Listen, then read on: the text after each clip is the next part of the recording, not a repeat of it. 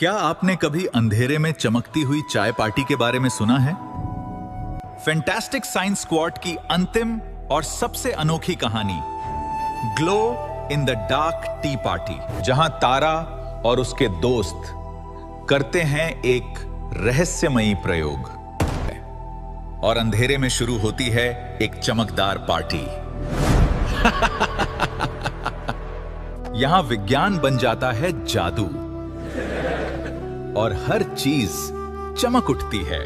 Glow के पीछे छिपे विज्ञान को जानना होगा अब बेहद आसान और सीखना बन जाएगा एक मजेदार और चमकदार अनुभव। अगर आपको ये सभी कहानियां पसंद आई हो तो वीडियो को लाइक करें और चैनल को सब्सक्राइब जरूर करें। तो तैयार हो जाइए इस आखिरी रोमांचक सफर के लिए फैंटास्टिक साइंस स्क्वाड के साथ। Glow in the dark T party comic book the fantastic science squad की 9वीं कहानी है, जिसे लेखक सुनील चंद्र माथुर ने 8 साल और उससे ज्यादा उम्र के बच्चों के लिए लिखा है। सभी कहानियां विज्ञान के प्रयोगों पर आधारित हैं। तो चलिए इस मजेदार कहानी में गोता लगाते हैं। ये कहानी है 3 दोस्तों की, तारा, जयान और दीदा। अब इन्होंने सोचा कि रात में एक बढ़िया सी टी पार्टी की जाए, लेकिन एक छोटी सी मुश्किल आ जाती है। पार्टी का सारा सामान तो तैयार है, कुकीज है, जूस है, मतलब एक शानदार पार्टी के लिए जो भी चाहिए सब कुछ है। पर एक बड़ी प्रॉब्लम है, एक ऐसी प्रॉब्लम जो उनकी पूरी पार्टी का मजा किरकिरा कर सकती है। और प्रॉब्लम ये है, जैसा कि जयान बता रहा है, कि बाहर इतना घना अंधेरा है कि अपना टी कप तक देखना मुश्किल हो रहा है। अरे उनकी रोबोट बिल्ली एटम वो भी परेशान हो गई है।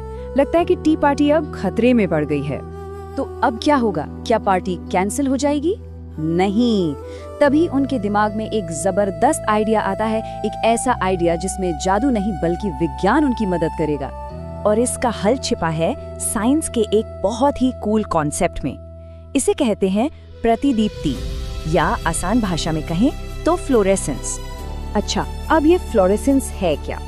देखिए, आसान शब्दों में समझे तो कुछ चीजें एक खास तरह की इनविजिबल लाइट, मतलब अदृश्य रोशनी को सोख लेती हैं और फिर उसे एक चमकदार दिखने वाली रोशनी की तरह बाहर निकालती हैं। कमाल है ना? और पता है सबसे मजेदार बात क्या है? ये चमकने की ताकत कोई बहुत रेयर चीज नहीं है। ये तो हमारी रोजमर्रा की चीजों में भी मिलती है, जैसे हम सबके पास जो हाइलाइटर होता है ना, उसकी इंक में।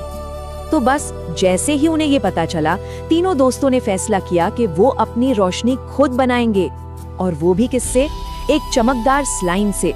तो अब शुरू होता है एक हैंड्स ऑन एक्सपेरिमेंट। चलिए देखते हैं ये बनता कैसे है। ये बस 4 बहुत ही सिंपल स्टेप्स का प्रोसेस है। स्टेप नंबर 1, सबसे पहले एक बेस तैयार करना है। इसके लिए वो साफ गोंद यानी क्लियर ग्लू और पानी को एक साथ मिलाते हैं।